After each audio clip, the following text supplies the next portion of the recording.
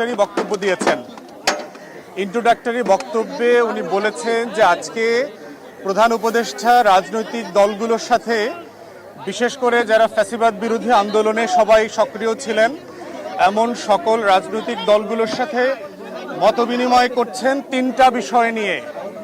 আজকে তিনটা বিষয় নিয়ে কথা বলার জন্য উনি সকলকে ডেকেছেন। প্রথম বিষয় হচ্ছে ভারতে সহ সারা বিশ্বে বাংলাদেশ বিরোধী যেই প্রপাগান্ডাগুলো চলছে এগুলোর ব্যাপারে রাষ্ট্র হিসাবে আমাদের করণীয় কি, প্রথম বিষয়।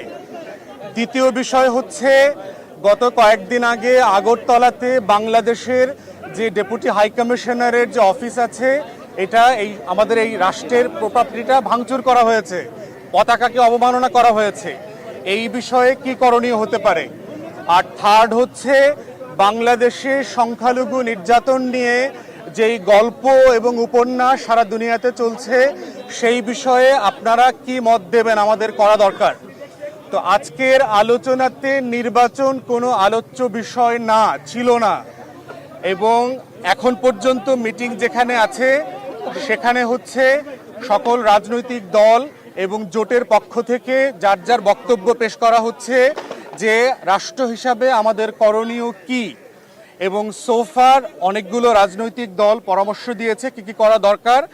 আমাদের বক্তব্য হচ্ছে এই রাজনৈতিক দলগুলো যেগুলো মতামত দিয়েছে এখন পর্যন্ত এটার একটা সামারি আমি আপনাদের সাথে শেয়ার করছি।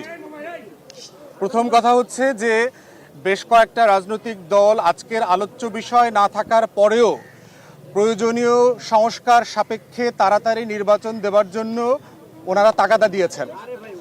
দ্বিতীয় একটা বক্তব্য এসছে স্বরাষ্ট্র মন্ত্রণালয় এবং অন্যান্য বিষয় নিয়ে তারা বোধ করছেন যে সেবার একটা ঘাটতি সারা দেশে পরিলক্ষিত হচ্ছে, সেক্ষেত্রে সরকার কি ব্যবস্থা নেবে, কিভাবে কাজ করবে।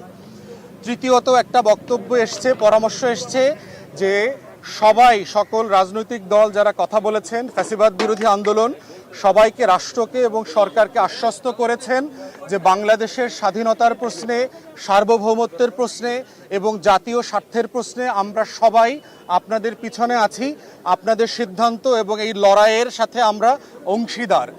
এইটা হচ্ছে সোফার যে আলোচনাটা হয়েছে, যে কয়টা রাজনৈতিক দল কথা বলেছেন সেটার একটা জিস্ট।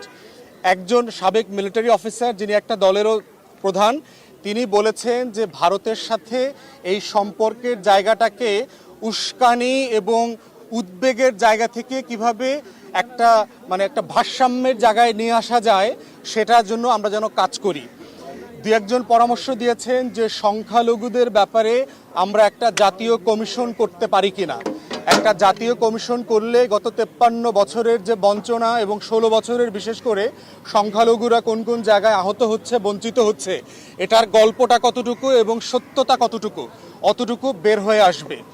দু একজন পরামর্শ দিয়েছেন রাজনৈতিক দল থেকে যে সরকারের বিভিন্ন রাষ্ট্রে যে অ্যাম্বাসিগুলো আছে সেখানে যারা কর্মরত আছেন তারা এখনও আগের আমলের ফ্যাসিবাদীদের দোসর, তাই ওই সকল রাষ্ট্রে বাংলাদেশ বিদ্বেষ ঠেকানোর জন্য যা যা করণীয় দরকার সেগুলো এখনও করছে না। সেক্ষেত্রে ওই দূতাবাসগুলো থেকে অফিসারদেরকে উইথড্র করে দেশপ্রেমিক গণ অভ্যুত্থানের পক্ষের যারা অফিসার্স আছেন তাদেরকে এঙ্গেজ করা দরকার। এই যে আমাদের বিরুদ্ধে প্রপাগান্ডাটা হচ্ছে এটাকে যেন অ্যাড্রেস করা যায়। একটা পার্টিকুলার পরামর্শ এসছে, সেটা হচ্ছে যে রাষ্ট্রের পিআর প্রপাগান্ডাকে হ্যান্ডেল করবার জন্য একটা পিআর সেল করা দরকার, যে কিভাবে এই প্রপাগান্ডাটা বাংলাতে ইংরেজিতে আমরা কাউন্টার করতে পারি দেশে বিদেশে এবং বিভিন্ন টেলিভিশনের মধ্য দিয়ে। আমাদের দল এখনো কথা বলে নাই, তো আমরা অন্যান্য দল যারা কথা বলেছেন তাদের এই সামারিটুকু আপনাদের সাথে শেয়ার করছি। মিটিং এখনো চলমান, এখন নামাজের বিরতি হবার কথা, এরপরে মিটিং আরও চলবে। প্রধান উপদেষ্টা ওনার ব্রিফিংয়ে বলেছেন যে বাংলাদেশ রাষ্ট্রে গণ অভ্যুত্থানের জায়গা থেকে আমরা সামনে এগোবার কথা ছিল, কিন্তু একটা মহল আমাদেরকে আবার গণ অভ্যুত্থানের আগের জায়গার সেই ফ্যাসিবাদী জায়গাতে ফিরিয়ে দিতে চায়, নিয়ে যেতে চায়। আমাদের মতো একটা উদার প্রোগ্রেসিভ যারা লিডারশিপে আছেন তাদেরকেও তারা হিন্দু বিদ্বেষী, হিন্দুদের শত্রু, ইসলামিস্ট একটা রাষ্ট্র পরিণত হয়েছে, জঙ্গি রাষ্ট্রে পরিণত হয়েছে, এই প্রচারণাগুলো করেছেন। তো সেক্ষেত্রে প্রফেসর ইউনূস সকল রাজনৈতিক দলগুলোকে আহ্বান করেছেন, আপনারা পরামর্শ দেন সবাইকে সাথে নিয়ে আমরা কিভাবে এই সিচুয়েশনটাকে কাউন্টার করতে পারি। এই হচ্ছে আলোচনার জিস্ট। সবাইকে ধন্যবাদ।